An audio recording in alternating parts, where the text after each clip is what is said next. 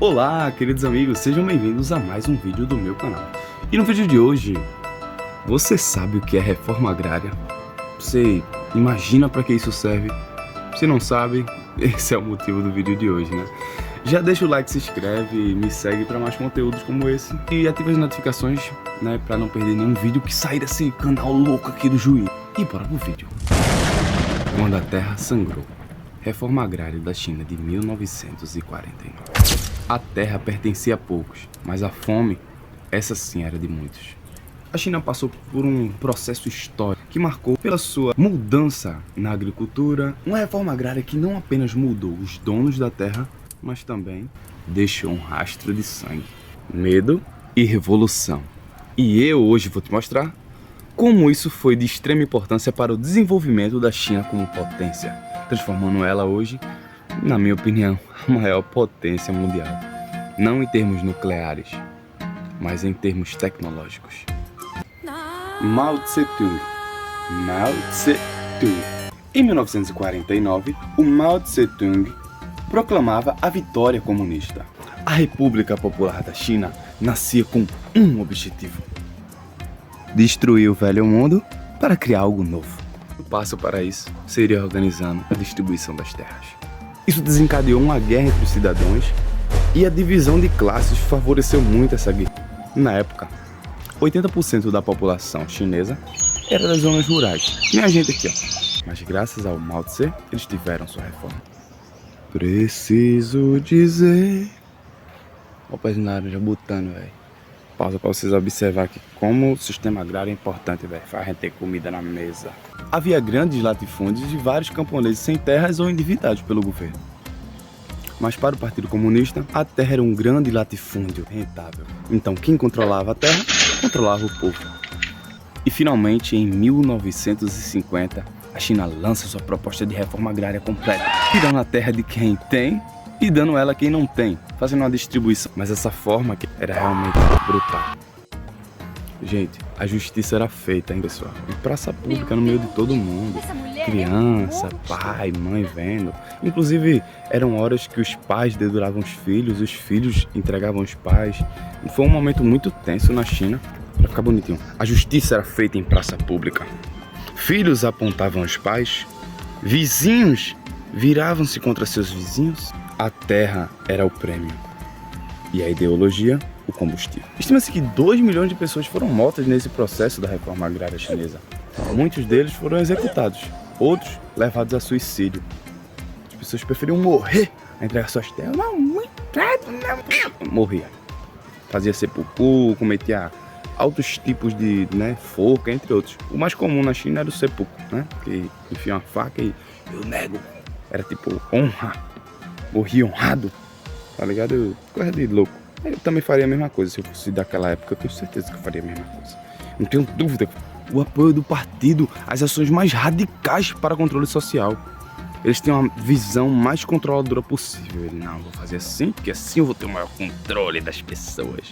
Mostrando que para criar um novo mundo, a gente precisa enterrar aquele que for para trás. E assim, a curto prazo, a reforma pareceu um sucesso, né? Tirando a terra dos senhores feudais, entregando ela aos camponeses, fazendo com que os camponeses começassem a produzir para o governo, entende? Fazendo uma mudança drástica na forma de organização. Sendo que isso a curto prazo foi algo sensacional, ótimo, né? Fez um boom tecnológico, eles avançaram muito na questão de produção alimentícia deles, eles conseguiram suprir a fome, que era algo que estava assolando o país, estava destruindo o país, né? Então eles conseguiram suprir essas necessidades e sim, o partido ganhou o povo. Sim, a redistribuição aumentou sim a produção de início, mas e depois? O que vem a acontecer?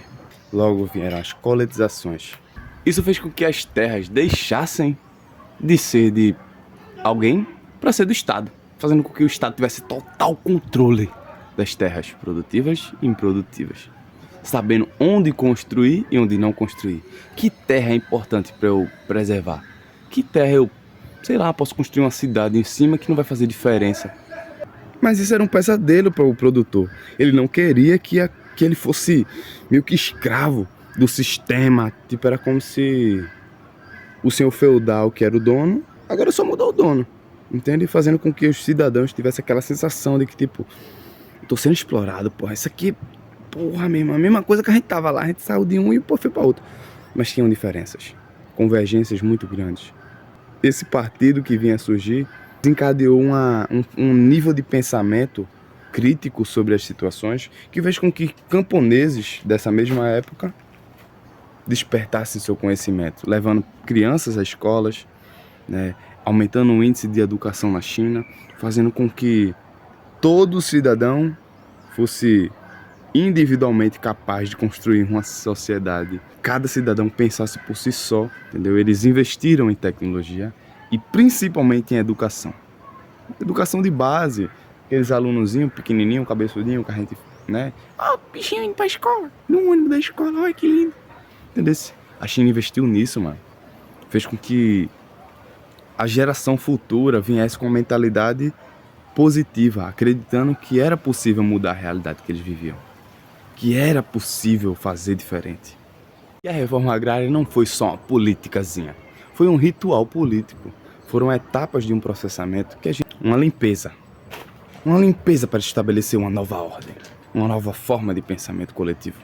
Sim, e isso fez com que o Estado moldasse a forma dos cidadãos pensarem sobre o que era aquilo, o que estava acontecendo na China, sobre a visão das pessoas. O que está acontecendo? Por que isso está acontecendo? Isso está certo, mano? Você tem certeza que isso está certo? E esse pensamento moldou a forma que a China pensa até hoje. E até hoje, as terras são controladas pelo governo na China. Lá, eles ao menos fizeram a reforma agrária e todo cidadão tem direito à sua terra. Um espaço que seja para viver, trabalho digno e é isso. Quem quer trabalhar lá não vai ser desempregado. Quem quer um emprego, quem precisa de um salário e tal para se manter, não vai ser um desempregado, não vai ser uma pessoa. Se você tiver uma ambição, você vai crescer. Se você quiser trabalhar para outra pessoa, você vai ficar trabalhando para outra pessoa, entende? Eles dão essa liberdade de desenvolvimento. E na visão deles, o desenvolvimento é individual, o mérito é individual. Você só vai crescer se você correr atrás, se você se esforçar, entende? E isso dá uma perspectiva de desenvolvimento, uma competitividade muito grande. Algumas pessoas sim vão entrar na depressão porque elas vão se sentir, claro, inferiores às outras. Isso é normal. Você vê que uma pessoa melhor que você numa coisa, você fica meio triste, pra baixo, cabisbaixo. Mas pra você, meu irmão, ela é boa nisso, eu sou bom nisso. E se a gente juntar essas informações, a gente cria algo novo e maravilhoso. Entende? Então, é percepção. É a percepção das informações que eu tenho, as coisas que eu posso fazer com o que eu tenho. A reforma agrária de 1945 da China é um daqueles movimentos históricos que marcam não só uma geração, mas a alma dos cidadãos daquela cidade, daquele bairro, do que seja, entende? É algo que ficou na história e fez de exemplo algo que ninguém acreditou ser possível. Possível que o socialismo fosse algo que desse certo. Então, todos eles acreditam no livre mercado. Não, porque o capitalismo é a forma de moeda do mundo. Aí vem a China lá e, não, social, todo mundo tem o mesmo direito, rapaziada. Ah, e tudo dá certo para esses caras. Eles conseguem desenvolver tudo. Eles profissionalizam pessoas para desenvolver o resto do mundo. Vocês entendem um nível e dizer que o socialismo não deu certo? Né? Acredito ser loucura, rapaziada. Tu gostou desse tipo de vídeo assim? Deixa o like, pô, se inscreve aí, tá ligado? Compartilha com um amigo teu que também gosta de ser curioso aí, saber das coisas que aconteceu no mundo, como aconteceu, imaginar de uma perspectiva diferente a realidade. E se inscreve aí, arrasta pra cima, né? E tô em busca de patrocinador aí, rapaziada. Se quer arrumar um patrocinador pra mim aí, tiver alguém querendo patrocinar nós aí, tamo aí, tamo junto, tá ligado? Deus abençoe a todos e obrigado. Até a próxima. Um beijo no coração. Vou exemplificar pra vocês, velho. Há um mês e pouco atrás eu torei as galhas do pé de frutapão. Aqui, ó. O pé de frutapão tá lindo, botando inclusive novos brotos que um dia vão produzir frutapão, tá ligado? Isso aqui vai virar um monte de galha assim. Arborizadão assim, grandão, bonito, cheiroso. Lindo, tesão, bonito e gostosão. Né? Eu pensei, né? Não, pô, não posso simplesmente torar ele e sair tirando as coisas ao redor dele. É o que eu fiz, eu deixei as coisas aqui embaixo apodrecerem aqui, tá ligado? No solo. Na região onde essas folhas caem, pode ver, o mato não nasceu. Ao redor o mato nasceu. Essa parte onde o mato não nasceu, isso aqui é uma área de conversão de energia, pessoal. Tá ligado? A planta, ela tá convergindo a energia dela da parte que foi cortada e tá, o solo tá absorvendo esse nutriente. Tá ligado? Eu acredito muito nas trocas de energia, tá ligado? Que as coisas trocam energia entre si. Do mesmo jeito que eu troco minha energia com vocês, eu passo minha informação, passo meu pensamento, a forma que eu penso para vocês. As plantas fazem isso com gelo, né? Aqui na minha casa eu tenho pé de coco, tem um manga, não botou manga ainda. O da vizinha eu tenho bananas, tenho palma, tenho não sei o que, tá ligado? Eu tenho laranja, cana de açúcar. Eu tenho o que mais? Eu tenho acerolitas, tá ligado? Tem umas coisinhas massa aqui nesse espaço, cara. Tem umas coisinhas bacanas aqui nesses espaços, tá ligado? E eu acho que, tipo assim, tem vantagens. Tem vantagens. Um selfie aqui pra postar no vídeo.